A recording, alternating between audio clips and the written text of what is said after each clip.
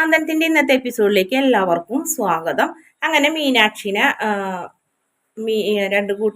മീനാക്ഷിനല്ല, മിത്രനെ ഇനി രണ്ടുപേരും കൂടെ തടഞ്ഞു വെക്കുന്നുണ്ട്. മോളെ വീട്ടിലേക്കൊന്നും വിളിക്കണ്ട, മൊബൈൽ സ്വിച്ച് ഓഫ് ആയെങ്കിൽ എളുപ്പമായില്ലേ, നമുക്ക് വഴി ഉണ്ടാക്കാന്നൊക്കെ പറഞ്ഞ് നീ വണ്ടിയിൽ കയറാൻ പറഞ്ഞ് പിടിച്ചു വലിക്കുന്നൊക്കെ ഉണ്ട്.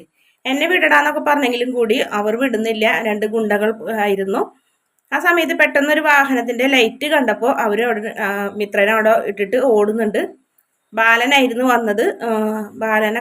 മിത്രയ്ക്ക് എന്തായാലും സമാധാനമായി. മോളെന്തായി ഇവിടെ ഈ നേരത്തെന്ന് ചോദിക്കുന്ന ആരാ അവരെന്ന് പറഞ്ഞപ്പോൾ അറിയില്ല. അവർ എന്നെ പിടിച്ചു വലിക്കാൻ നോക്കി. മോളെന്താ ഈ നേരത്തൊക്കെ ഇങ്ങനെ വീട്ടിൽ നിന്ന് ഇറങ്ങി നടക്കണേ, പെൺകുട്ടികളല്ലേ, ഒന്ന് സൂക്ഷിക്കണ്ടേ, എന്താ പെൺകുട്ടികൾക്ക് ഇറങ്ങി നടന്നാല് ആൺപിള്ളേർ ഒന്ന് നമ്മളോട് നന്നായി പെരുമാറിയാ പോരെ എന്നൊക്കെ ചോദിക്കുന്നുണ്ട്.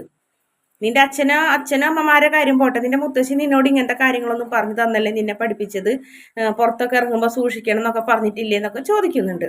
ബാലൻ നല്ല സൗമ്യമായിരുന്നു സംസാരിക്കുന്നത്. എൻ്റെ സ്കൂട്ടർ പഞ്ചറായി, ഞാൻ ഒരു കൂട്ടുകാരത്തിൻ്റെ വീട്ടിൽ പോയിട്ട് വരുമായിരുന്നു, അങ്ങനെയൊക്കെ വരുമ്പോൾ അത്യാവശ്യം മൊബൈലിലെങ്കിലും ചാർജ് ഉണ്ടോ എന്നൊക്കെ നോക്കണം മോളെ എന്നൊക്കെ പറഞ്ഞ് ബാലൻ നല്ല മര്യാദയോടുകൂടിയാണ് മിത്രനോട് പെരുമാറിയത്. മിത്രയ്ക്കാണെങ്കിൽ ആകെ അത്ഭുതമായി, ഇത് ബാലൻ തന്നെയാണോ എന്ന് ആലോചിച്ചിട്ട്. ശേഷം ബാലൻ ഫോൺ എടുത്തിട്ട് ധർമ്മന്റെ ഫോണിലേക്ക് വിളിക്കുന്നുണ്ട്. ധർമ്മനാണെങ്കിൽ രാത്രിയും ഇയാൾ സ്വൈര്യം തരില്ല എന്നൊക്കെ ചോദിച്ച് ഫോൺ എടുക്കുന്നുണ്ട്. എന്താ അളിയാന്ന് ചോദിക്കുമ്പോൾ നീ എത്രയും പെട്ടെന്ന് ഇവിടേക്ക് വരണമെന്ന് പറഞ്ഞ് അവർ നിൽക്കുന്ന സ്ഥലത്തിന്റെ പേര് പറഞ്ഞു കൊടുക്കുന്നുണ്ട്. എന്തിനാന്ന് വെച്ചപ്പോൾ എന്തിനാന്നൊക്കെ പറഞ്ഞാലും നീ വരുള്ളൂ എന്ന് ചോദിക്കുന്നുണ്ട്. അങ്ങനെ മിത്രനെ വീണ്ടും ഉപദേശിക്കുന്നൊക്കെ ബാലൻ 5 നിമിഷത്തിനകം ധർമ്മൻ അവിടെ എത്തുന്നുണ്ട്.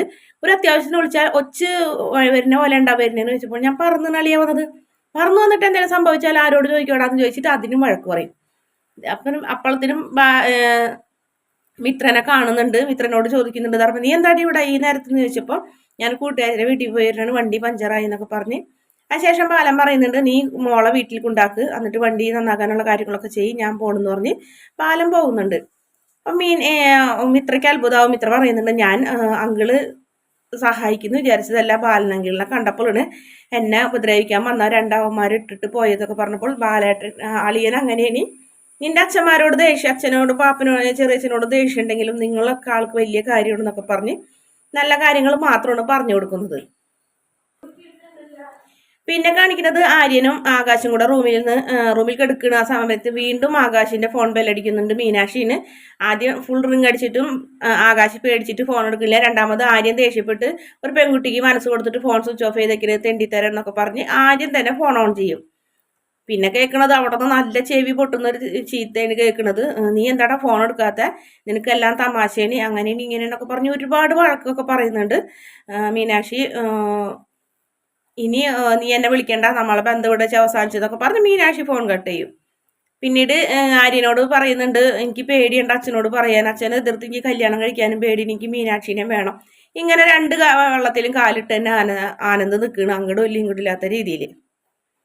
പിന്നെ പിറ്റേ ദിവസം രാവിലെ എല്ലാവരും ജോലിക്കൊക്കെ പോകാൻ നേരത്ത് പെട്ടെന്ന് തന്നെ മീനാക്ഷി ഫോൺ വരുന്നുണ്ട്. ആകാശിന്റെ കയ്യിൽ നിന്ന് അച്ഛൻ ഫോൺ മേടിച്ച് ആകാശിന്റെ ഫോണിലേക്ക് മീനാക്ഷിനെ വിളിക്കുന്നുണ്ട്. മേനോൻ എന്തിനാ നിന്നെ വിളിക്കുന്നത്, എന്തിനാ അയാൾ എപ്പോഴും വിളിക്കുന്നത്, ഗോമതി സ്റ്റോഴ്സിന്റെ ഉടമ ബാലനാണ് അല്ലാണ്ട് ആകാശമല്ല, എന്തിനാണ് ഏതിനും എൻ്റെ മോനെ തന്നെ വിളിക്കണേന്ന് പറഞ്ഞ് ഫോൺ ദേഷ്യപ്പെട്ട് ഫോൺ എടുക്കുന്നുണ്ട്. എന്തായാലും മീനാക്ഷി ഫോൺ കട്ട് ചെയ്യുന്നുണ്ട് അച്ഛൻ്റെ ഒച്ചയെന്ന് മനസ്സിലായപ്പോൾ. അതിനു മുന്നേ മീനാക്ഷിയുടെ കല്യാണത്തിന്റെ ഡ്രസ്സ് എടുക്കലൊക്കെ ഇനി നാളെ ഡ്രസ്സ് എടുക്കണം എന്ന് പറഞ്ഞ് മോളോട് ലീവ് എടുക്കാനൊക്കെ പറഞ്ഞിട്ടുണ്ട്. കാഞ്ചീപുരത്ത് പോയി പട്ടുസാരിയൊക്കെ എടുക്കണം എന്നൊക്കെ പറഞ്ഞ് അങ്ങനെ ഒരുപാട് പ്രതീക്ഷയോടെ ഇരിക്കുന്ന അച്ഛനും അമ്മനെയൊക്കെയാണ് കാണിക്കുന്നത്. അങ്ങനെ മീനാക്ഷിക്ക് വളരെയധികം വിഷമമൊക്കെ ആവുന്നുണ്ട് ഇവരെ വിഷമിപ്പിക്കേണ്ടതിൽ. പിന്നെ ബാലനോട് ചോദിക്കുന്നുണ്ട് ഗോമതി ആരാണ് ഈ മേനോൻ, എനിക്കറിയണം എന്തിനാണ് വിളിക്കണേന്ന് ബാലന്റെ നമ്പർ എന്നൊക്കെ പറഞ്ഞപ്പോൾ വേണ്ട അതൊന്നും ഇനി സാരില്ല, അയാളോട് കാണുമ്പോൾ ഞാൻ പറഞ്ഞോളാം എന്ന് പറഞ്ഞ് അവർ എല്ലാവരും പോകുന്നുണ്ട്. പിന്നീട് ആകാശും ആര്യനും കൂടിന് പോകുന്നത്. അവർ രണ്ടുപേരും കൂടെ പോണ സമയത്ത് മീനാക്ഷി വീണ്ടും വിളിക്കുന്നുണ്ട്. ആകാശാണെങ്കിൽ ഫോൺ എടുക്കുന്നില്ല. പിന്നെയും വിളിച്ചപ്പോൾ ആര്യൻ ഫോൺ എടുക്കുന്നുണ്ട്. ആര്യൻ ഫോൺ എടുത്തിട്ട് ആകാശിൻ്റെ കൊടുക്കും. പിന്നെ മീനാക്ഷി ഫസ്റ്റ് തന്നെ വഴക്കിട് പറയുന്നത് അതെ വേഗം തന്നെ ആര്യൻ്റെ കയ്യിൽ ഫോൺ കൊടുക്കുന്ന, നീ ഡീൽ ചെയ്തോ എന്ന് പറഞ്ഞിട്ട് ആര്യൻ പ്രേമിക്കുന്ന പെണ്ണിൻ്റെ പോലെയാണ് ആകാശിൻ്റെ പെരുമാറ്റം. വീണ്ടും ഞാൻ ആര്യനാണ് ചേച്ചി എന്ന് പറഞ്ഞപ്പോൾ നീ ഫോൺ ആകാശിൻ്റെ കൊടുക്കുമെന്ന് പറഞ്ഞ് ദേഷ്യപ്പെടുന്നുണ്ട് മീനാക്ഷി. എന്നാ ബാക്കി ചേട്ടൻ കേട്ടോ എന്ന് പറഞ്ഞ് കൊടുക്കുന്നുണ്ട്. മീനാക്ഷി നീ എന്നെ വഴക്കൊന്നും പറയല്ലേ എന്ന് പറഞ്ഞിട്ട് നീ കളിക്കണ, ഞാൻ അത്യാവശ്യത്തിന് ഫോൺ വിളിക്കുമ്പോൾ നീ അച്ഛൻ്റെ പോക്കറ്റിലാണോ ഫോൺ ഇട്ട് വെച്ചേക്കണേന്നൊക്കെ ചോദിച്ച് പൊട്ടിത്തെറിക്കുന്നുണ്ട്.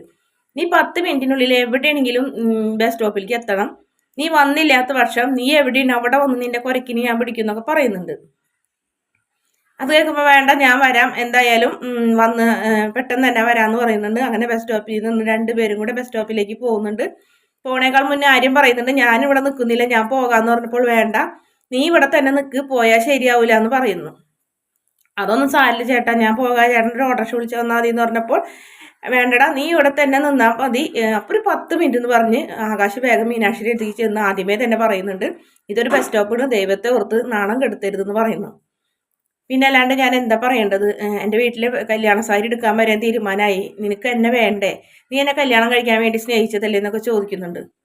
അല്ലാന്ന് പറഞ്ഞില്ലല്ലോ മീനാക്ഷി, പക്ഷെ എനിക്ക് അച്ഛനെ പേടിന്, നമ്മൾ എന്നാ പിന്നെ നീ എന്നെ വിളിക്കി, ഞാൻ നിന്റെ കൂടെ ഇറങ്ങി വരാം, ഞാൻ വിളിച്ചാൽ നീ വരുമോ, എവിടേക്കാണെങ്കിലും ഞാൻ വരും എന്ന് പറഞ്ഞു.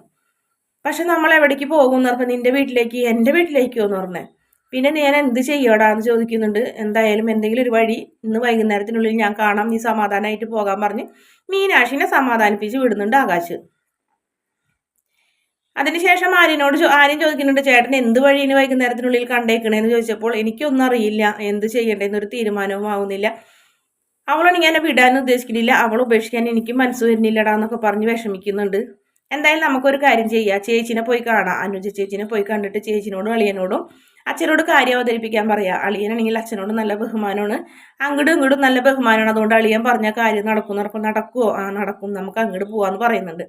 എന്നാൽ ശരി വേറെ വണ്ടി വിടാൻ പറഞ്ഞ് അങ്ങനെ അവർ അങ്ങോട്ട് പോകുന്നുണ്ട്. അവിടെ ചെല്ലുമ്പോൾ അനുജ അവർക്ക് ചായ കൊടുക്കുന്നുണ്ട്, അവർ കൊണ്ടുവന്ന സ്നാക്സ് ഒക്കെ എടുത്ത് കൊടുക്കുന്നു. ഇതൊക്കെ ഞങ്ങൾ കൊണ്ടുവന്നതല്ലേ എന്ന് വെച്ചപ്പോൾ അതിനെന്താ ആരും കൊണ്ടുവന്നാലും കഴിച്ചാൽ പോരെ എന്ന് പറഞ്ഞ് പിന്നെ നിങ്ങൾ എന്തായി വന്നതിൻ്റെ ഉദ്ദേശം, ഇങ്ങനെ അങ്ങനെ വെറുതെ വരില്ലല്ലോ എന്നൊക്കെ ചോദിക്കുന്നുണ്ട്. കുഞ്ഞിൻ്റെ വിശേഷമൊക്കെ ചോദിച്ച് ആര്യൻ കാര്യത്തിലേക്ക് കടക്കുന്നുണ്ട്. ആര്യൻ കടക്കുമ്പോൾ തന്നെ രണ്ടുപേരും ചാടി എഴുന്നേൽക്കുന്നുണ്ട്. എന്തായാലും നടക്കില്ല പ്രേമെന്ന് പറഞ്ഞ് ചെന്നിട്ടുണ്ടെങ്കിൽ കല്യാണം കഴിച്ചു വിട്ടതൊന്നും അച്ഛൻ നോക്കൂല, ചൂരലെടുത്ത് എൻ്റെ പുറത്തേക്ക് അടിക്കും, പുറം വഴി അടിക്കും, അതുകൊണ്ട് പൊന്നു മോനെ നീ അത് മറന്നേക്കെന്ന് പറയുന്നുണ്ട് ആകാശിനോട്. എടാ ആര്യ നിന്നോട് കൂടി പറയുന്നത് ഇവനെ നീ കൊണ്ടുപോയി കഴിഞ്ഞിട്ട് ഇങ്ങനെ ഒരു ആപത്തിൽ ചെന്ന് പെടുത്തല്ലേ, നിനക്ക് അറിയാലേ അച്ഛൻ്റെ സ്വഭാവം, പ്രേമെന്ന് തന്നെ കേൾക്കണത് അച്ഛൻ അലർജി എന്ന് പറയുന്നുണ്ട്. ചേച്ചി ഒന്ന് പറഞ്ഞാൽ മതി, എന്തെങ്കിലും ചെയ്യാണ്ട് ഒരു മാർഗ്ഗമില്ല, അത്രയ്ക്ക് ഇഷ്ടമാണ് ആ പെൺകുട്ടിയുടെ കല്യാണം എന്നൊക്കെ പറഞ്ഞപ്പോൾ നീ ആ പെൺകുട്ടീനെ മറന്നേ പറ്റൂ എന്ന് പറഞ്ഞ് അനുജ പറയുന്നുണ്ട്.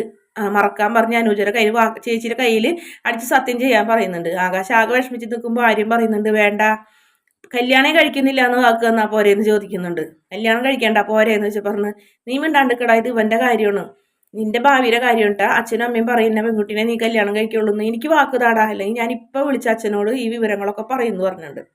അങ്ങനെ ആകാശം ആകെ വിഷമിച്ച് ചേച്ചിക്ക് സത്യം ചെയ്യാനായിട്ട് ഇങ്ങനെ വിഷമിച്ച് നിൽക്കുന്നതോടെയാണ് ഇന്നത്തെ എപ്പിസോഡിന്റെ അവസാന ഭാഗം. വീഡിയോ ഇഷ്ടപ്പെടുകയാണെങ്കിൽ ചാനൽ ഒന്ന് സബ്സ്ക്രൈബ് ചെയ്ത് സപ്പോർട്ട് ചെയ്യണേ.